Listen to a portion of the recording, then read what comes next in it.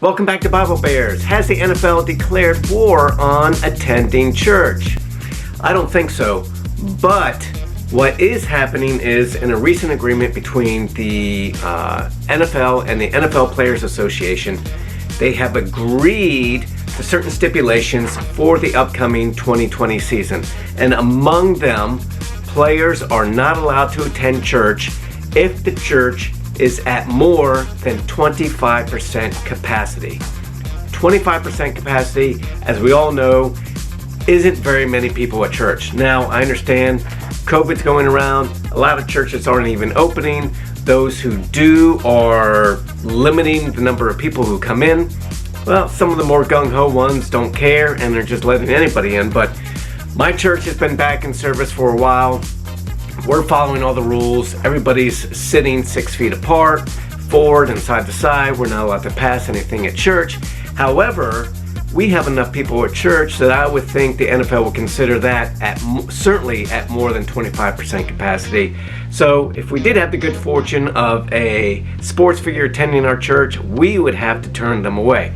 Now, because it's only 25%, this gives the perception that the NFL knows, hey, there's no way they're going to be able to attend a church with only 25%. So we've effectively eliminated any possibility that a player will be able to attend church.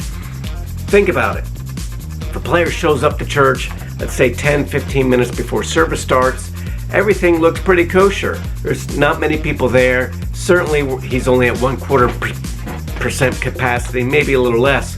Well, as people start to stream in, what is this player going to have to do?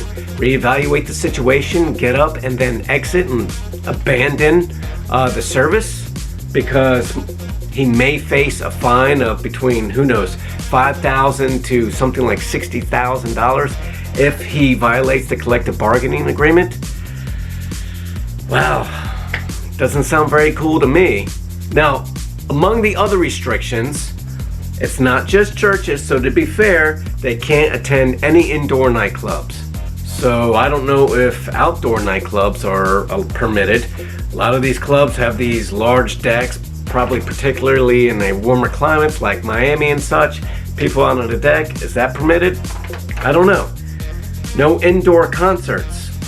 But I didn't see any distinguishment between whether an outdoor concert was permitted. So what about outdoor church services? Would they be permitted to attend those if they're above 25% capacity? I'm not sure. And no indoor parties if there's more than 15 people. So all those things are fine. No indoor concerts, no indoor nightclubs, no indoor engagements where there's lots of people. It kind of falls in line that they're not just targeting churches.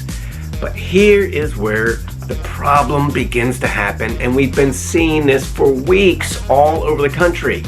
The NFL is encouraging their players to peacefully protest, and we've all seen the footage. We know what's going on at these protests. A lot of them are packed. There's people elbow to elbow. Now, yeah, provided they are wearing masks, but why can't a NFL player attend church at more than 25% capacity? Let's say it's only 35% capacity. There's still plenty of room around him. He can still sit safely at church, especially if he's wearing a mask. So why such a low threshold when they are permitted to go out and protest in the street? This is hypocritical, and it creates the notion that the NFL is biased against churches. Now, I truly hope that's not the case. We know that there are a number of players within whom their faith is very strong. We see it a lot of times. We see them pointing up to God after scoring a touchdown. We know some of the owners are very faithful to God. One owner in particular, the owner of the Kansas City Chiefs, evidently allows church services to be held at their stadium. So, my confusion now, however, is why did they agree? Why did the players agree to this? Presumably the union is representing them. They've agreed to this. Now, maybe they're thinking, hey, we really want to get the season kicked off. Let's try to make it happen. We'll agree to only go into services of 25% or less, but as I mentioned, I think they'll find that is very difficult. So let's hope those players continue to worship at home. Now, there's another issue here. Listen to this. This is really speculation by NBC Sports. They speculate that teams may rely on contacts within the community to contact the team if or when violations are witnessed, or even use a tip line. So, to clarify that statement, members of the community would be encouraged to report players they see trying to attend church.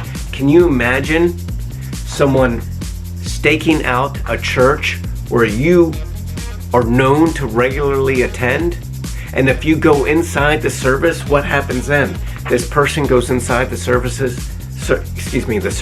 sits way back in the pews, monitors the number of people that come in, and if that player doesn't leave, if the attendance surpasses the 25% threshold, that person's going to place a call to the front office and you may be fined. The NFL player may be fined. Is that not ridiculous? Now, this is going to happen at perhaps their nightclubs, or maybe it won't. Maybe this will happen if they go to an indoor sporting event. Maybe it won't. But where it's not going to happen is if they go out into the street or in a park where there's a big public protest. Not a problem. They go to a church service. Hey, there's someone with shades on and an overcoat waiting to bust you.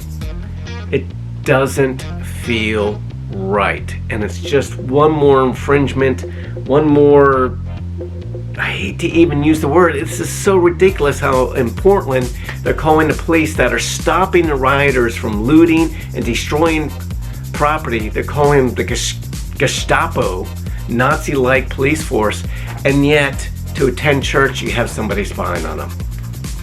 Doesn't sound good to me, doesn't feel right. So what do you think? Am I blowing this completely out of proportion? Is this really fair? Is it okay to prohibit players from attending services that are 26% or higher in attendance? Is the NFL really at war with the church? I don't think they're at war, but I think they're behaving pretty hypocritically. Let me know in the comments below. I love to hear them. I'll try my best to respond to all of them.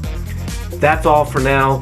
If you like this video, click like, subscribe, share, and the bell notification, because we want you to be alerted. I want you to be alerted of new videos that we're posting. Listen, thank you for tuning in. I love you. Have a blessed week.